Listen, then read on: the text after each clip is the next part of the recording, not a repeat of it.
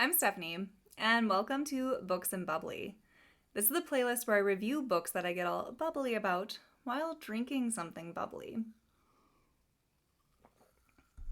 And today I am so excited because I am reviewing Hyde by Kiersten White. Now, I do want to give a warning. There are going to be spoilers in this review. If you want a spoiler-free version of this review, please check out my What I Read in August video, which I will link below. But let's start by reading what this promised to be about. The challenge: spend a week hiding in an abandoned amusement park and don't get caught. The prize: enough money to change everything. Even though everyone is desperate to win, to seize a dream future or escape a haunting past, Mac is sure she can beat her competitors. All she has to do is hide, and she's an expert at that. It's the reason she's alive and her family isn't. But as the people around her begin disappearing one by one, Mac realizes that this competition is even more sinister than she imagined, and that together might be the only way to survive.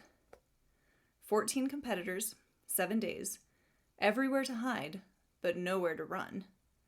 Come out wherever you are. So, in my August video, I didn't name the comp titles because I do think that could give some things away. But this is a spoilery review, so I'm just going to say that this is Cabin in the Woods meets Squid Game. We do learn pretty quickly that something is not right with this competition/reality show. There aren't any camera crews. There are no interviews. And everyone drinks something and then wakes up really dazed and confused. Strange things are afoot already, and they haven't even gotten into the arena, which is an abandoned theme park, and it was amazing. So we mostly follow Mac, or Mackenzie Black, who survived her father's reign of terror when she was a young child. She feels responsible for her little sister's death, and has kind of just been adrift ever since. She doesn't really know what to do with her life, as she feels in a sense that she doesn't really deserve it. She doesn't deserve to be alive. And she has kind of grown up with this wall around herself. She's very protective. She refuses to let people in, and all she really wants is just to be safe, but also alone. Being around her is dangerous. At the same time, though, at this point, she's kind of out of options. She lives in a community home and has pretty much nothing to her name. She's pretty desperate. She's then offered this chance to compete in this hide-and-seek tournament, and she could win $50,000. And she knows no one is better at hide-and-seek than her. She is going to win this. So we then get introduced to the other contestants, all 14 of them. There are 7 guys and 7 girls. And there's this woman named Linda who's kind of their liaison and competition coordinator. Linda is extremely shifty and seems a bit stressed out as she's getting the contestants into the park. And whew, boy oh boy, does Linda deserve to be stressed as we learn more about her. Don't worry, we're going to come back to Linda. So the 14 of them are told that this competition takes place in an abandoned theme park, which again, that is such an awesome setting. I love this. There's the rusty rides, the plants are taking over, and there's just this general sense of creepiness because it's supposed to be wild and fun. And it has happy clowns, not killer clowns, but happy clowns, but they're all sad and rusted out. And it's this weird thing of, that this is where some people had really great memories, but what is left of it now is just desecrated and destroyed. It's just such a weird setting, but I absolutely loved it. I think it fit perfectly. The setting is super fun, especially later as we learn about its history, and I do think that it worked so well for this book. Not only does it just make it a little bit different, but it feeds into the story, and I absolutely love that. So the contestants are told from sunup to sundown, they must hide. There will be a seeker, or maybe seekers, who are looking to find 2 people a day. It doesn't matter who's looking for you. Your job is simply to hide and not be caught. If you're found, you're out. When it's dark, they can all return to like their camp or like home base to eat, drink, and sleep and use the bathroom. Because basically during the day, they are really not supposed to move. I mean, you can if you want to, but that's taking a risk of leaving your hiding spot and potentially being found a lot faster. So we do start with 14 characters. There are a lot of people to keep track of. And we do get like their names and descriptors. Like we've got an artist, the writer, the intern, the influencer, the army veteran, and so on. But this is a and then there were none plot. So we don't really have to care about everyone, as the cast does start thinning out pretty fast. And as you get further into the book, you can kind of start to figure out, like, who do I actually need to understand, or who do I need to care about? Because some characters, you're like, I don't really know you, and then you're like, oh, that's why I didn't really know you, because you were found pretty fast, huh? And even though the cast does start kind of big, and I think that's a hindrance, again, it does get smaller. And I think the characterization gets a lot better as the cast does get smaller. We actually get attached to the contestants, and I wanted more than one of them to win. There's a good reason for most of these people to be here. Though at this point, it's also starting to become glaringly obvious that this contest is not legitimate. This is not really a competition. Everyone is here to die.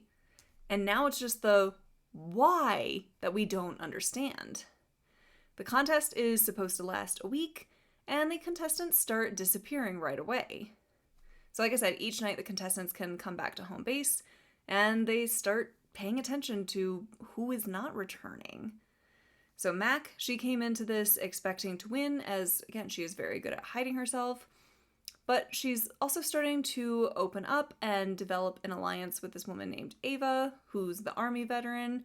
There are actually two Avas in the story. There's Ava, who's Mac's Ava, and then Ava, the beautiful Ava. Because they both stay around for quite a while. Their alliance does eventually develop into a romance, and I thought it was pretty cute. I think it does help build out Mac's character, and helps her develop as she opens herself up to love in any form. You know, at first it's just a love of thy fellow man and making sure that I don't watch this person die, and a love of a friend because now we're starting to get closer, and then love as a potential partner. I just thought it was really well done. Her romance with Ava was cute because we're watching her fall for this woman, and she lets her guard down, and at the same time she also lets into like platonic friends as well. You're really starting to see this change in Mac. But with Ava, I felt their chemistry. I love the sly reasons that they found to make like physical contact and just be really close to each other. I thought it felt pretty real, and it also wasn't like super insta-love. It wasn't like, this is my partner for life now and we're just together. It was very cute little moments that led up to a lot of that chemistry building, so I appreciated that. I also enjoyed the alliances made among the contestants, as, again, they realize things are not what they seem with this contest. They start to figure out that being found and being out means you being out of your life. You are gone. Like, not just out of the park, but truly gone. Something is seriously wrong with this competition. And at one point, Linda tells them that you'll get a bonus if you find this really old book, which a character does, and he reads it, and it's basically a diary explaining why this competition is taking place and setting up the lore for the amusement park. It's not a competition, which, I mean, again, most of them had already started kind of figuring out, but it is a blood rite or sacrificial ritual. Now, I know there were some Goodreads reviews that did not like this direction, but I actually found it pretty fun. I liked this so much better than it just being like a fake reality show like some other thrillers that I've read recently. I mean, yes, it is a fake reality show, but they don't commit to it that hard. Like, it's really just them saying that's what this is, but like they don't have camera crews, they're not actually filming anything, they're not streaming anything, and then you find out that, oh, nope, this was just a setup so I could kill you people. Like, this was just, oh, come to this reality show. And again, like, they started noticing, like, where are the cameras? Like, how is this going to work? And so again, I didn't mind the leaning towards the supernatural aspect. I actually really found that fun. I thought it was a great direction for this book to go. And I thought it fit with what we were being set up with. So with finding the diary and trying to understand the lore, we find out that, like, basically back in the 20s, these 7 families summoned some sort of god or demon and sacrificed themselves to it to guarantee better futures for their bloodlines. They will have health, wealth, and power, as long as every 7 years they feed it 14 people descended from the original 7 families. So basically, they buy 6 months per each life consumed. So Linda is a part of the Founding 7, or she's an ancestor of the Founding 7, and she takes her duty very seriously to keep this demon beast fed so she can continue to reap the rewards. She doesn't care who she is throwing at it, as long as she gets to benefit from it. So we kind of find out that, Linda has been tracking all of the contestants down, so they all have ties to these families. And she actually doesn't really care that the other descendants of the Founding 7 are basically sleeping around and having all these illegitimate children, as, hey, it gives her a bigger pool to choose from when it comes time to sacrifice these people without their consent. They've tried feeding the beast, like, other people. Like, there's a scene where, they try and get, like, a housekeeper to go in there, or, like, some guards. It doesn't want them. It will not take them. They won't work. The people that this thing wants have to be the blood of the original 14. So before the contestant who found the diary can share this information, he is taken by the beast. So we're down to our final 6, and they learn what they're really doing there as the beast chases them down. And also at this point, Linda has stopped showing up. Like, she used to show up at night to, like, drop off food and, like, check in with them. She has stopped coming around because no way she's entering this thing and potentially being taken by the beast herself. So we now have Mac, Ava, Brandon, Legrand, and I really like these characters. They were the 2 friends that she lets in and becomes friends with. So we really are rooting for them. We want them to win. And then there's that beautiful Ava, who's the influencer, and then this absolute douchebag named Jaden. Jaden is trying to sabotage everyone so he can win, and he basically fucks over influencer Ava and kicks her out of her hiding spot during the day so that she will be found and taken, and then he'll be able to sabotage everybody else. And so he kind of gets his way because the beast shows up and chases influencer Ava down. Brandon, Legrand, Mac, and other Ava, so Mac's Ava, are hiding together in this spot because they've, again, formed an alliance, and they hear influencer Ava's screams. Army Ava jumps down to run out to save her, but she doesn't see what influencer Ava is running from. Influencer Ava is screaming that this thing is chasing her, but the other one can't see it. But she is able to see when influencer Ava is basically consumed by the beast right in front of her eyes. But what she sees is Ava literally just disappearing. Like, her head goes first, and then, like, the rest of her body is just devoured into thin air. And then she hears it. She hears the thing approaching her. So Brandon, Legrand, and Mac all kind of let Ava have sacrificed herself to serve as a distraction.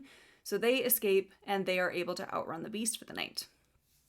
And then Brandon, who is just, he is so fucking sweet. He just wants to have his own found family and, like, make friends with people.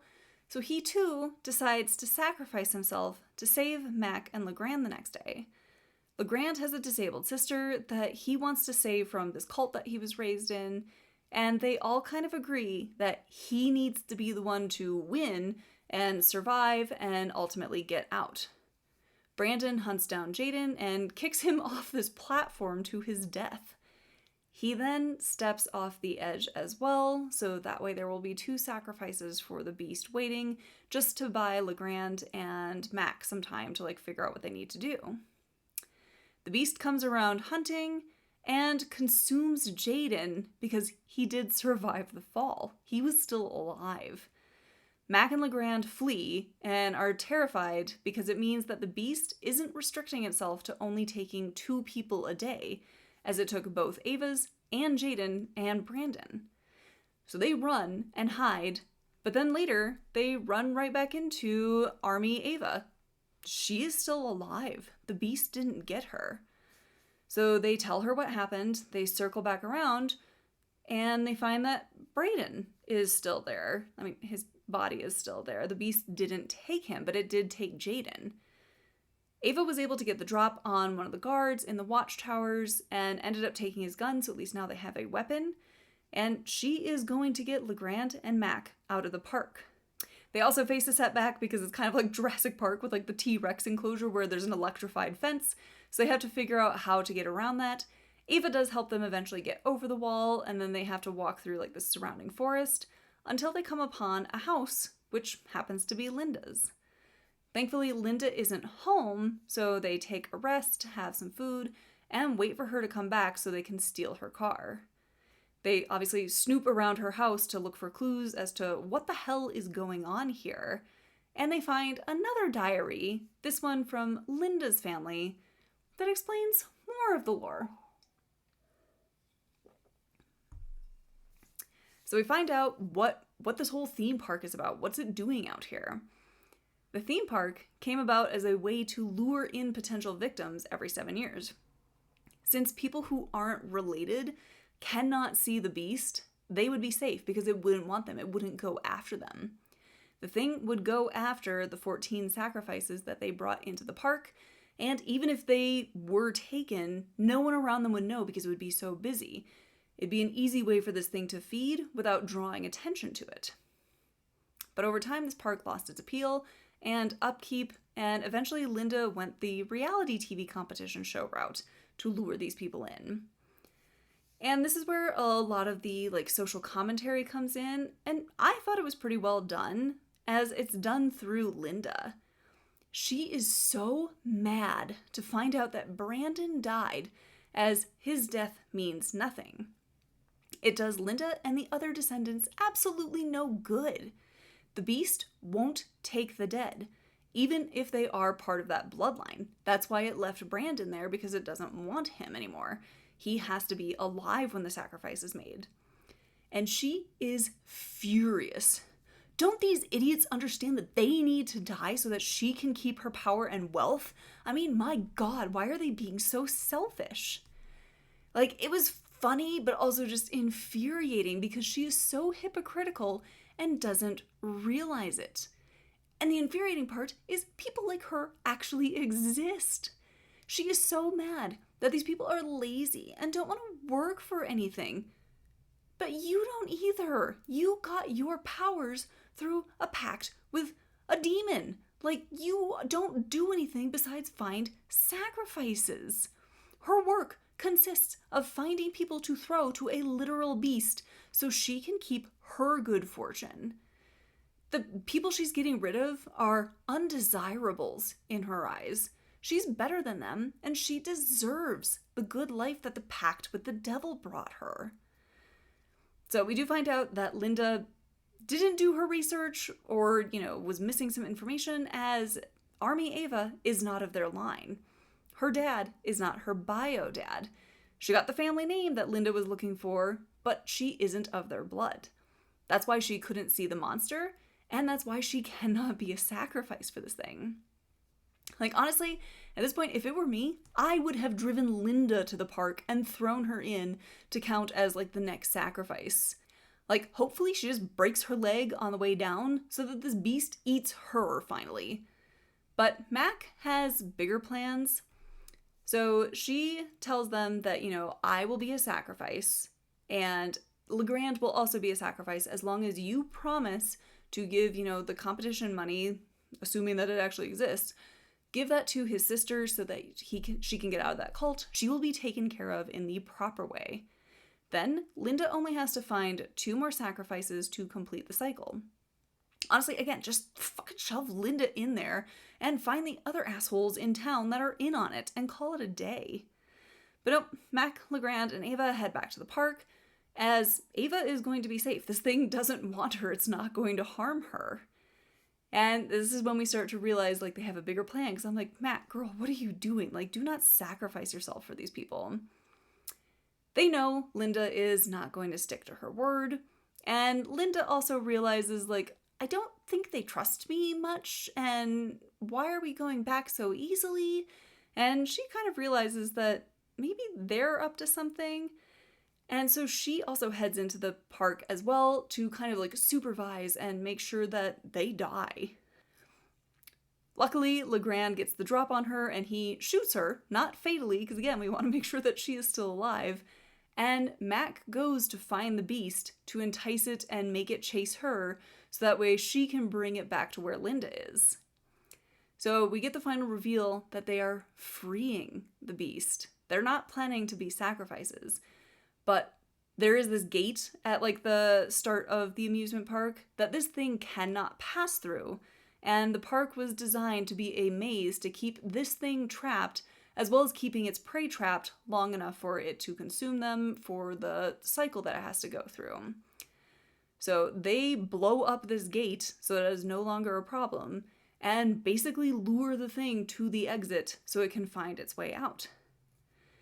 Linda screams and is for once actually terrified, as the thing will probably kill her and the other guardians of the park. And Mac basically tells Linda to get fucked, and they escape in her car, as the thing is probably freed and going to wreak havoc on the town. Now, I will say this is one area that I didn't love, because I do wish we had a bit more to the ending. It is a good, punchy ending, but it felt more like a chapter ending instead of a novel ending. Again, this is where the comp titles come in, because this ending reminded me so much of Cabin in the Woods. So, spoiler warning for that movie, but that also came out in like 2011, so I don't really feel bad for spoiling it. But that movie also ends with the monster breaking free because these people refuse to be sacrifices for this organization. The monster is freed, but at the same time, like, what does that mean? What's going to happen? This really leaves it to the reader to finish based on what they think after reading the story. Again, it does work with the book and its themes. I wanted more of a resolution. I wanted to see them, like, Legrand, Mac, and Ava make it back into the real world, see them having moved far, far away from this thing, watching as it devours this town. Again, I wanted a little bit more from the ending, but I do think it is a good ending. Like, it's very much like a, fuck you, I'm out, bye.